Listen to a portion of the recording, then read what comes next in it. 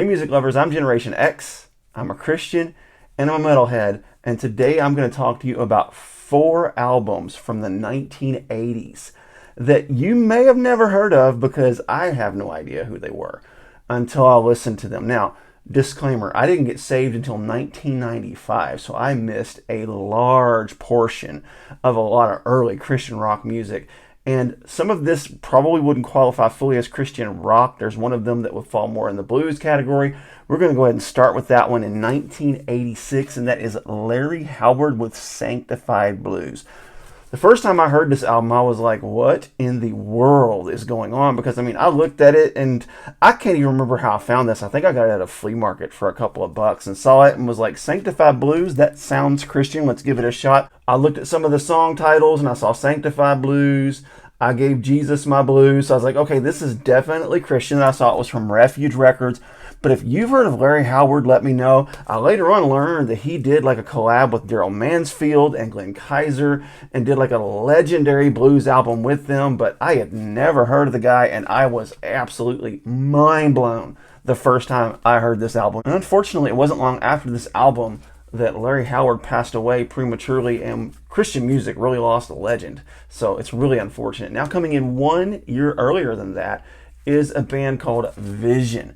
I had never heard of them. This was actually gifted to me by a friend, and I had never heard of them before, so I just decided, you know what, I'm going to throw this on the turntable and give it a shot. I saw it had Billy Powell from Lynyrd Skynyrd, so I kind of had an idea the sound they were going for, but I am telling you, this was an incredible album.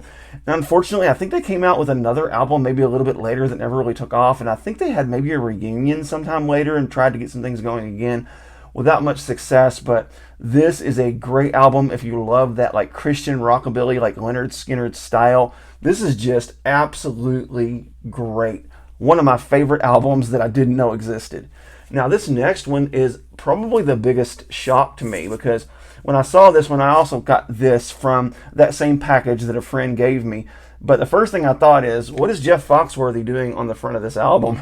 Because that's exactly who he looks like to me. But when I popped this in and heard Jan Groth, and this is from 1984, I was like, this guy absolutely jams. This is a fantastic album. I was just absolutely mind blown by this. And he's just kind of got that almost like a Bad to the Bone George Thorogood sound. If I could give it some sort of like a bluesy rock, this is just phenomenal.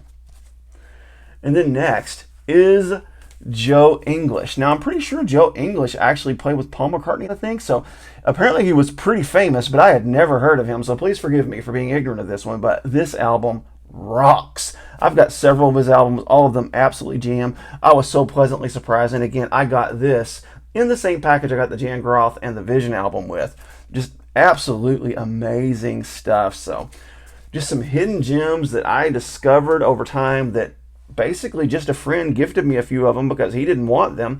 And I decided, you know what, let's open them up and see what they sounded like. And oh my goodness, was I ever pleasantly surprised. The biggest surprise for me was the Jan Groth. I've never heard of him, and I saw this and I was like, there's absolutely no way this Jeff Foxworthy looking guy is going to be able to sing any style that I like. And goodness, was I ever absolutely wrong. So let me know, have you heard of any of these? Do you own any of these vinyls, and do you like them?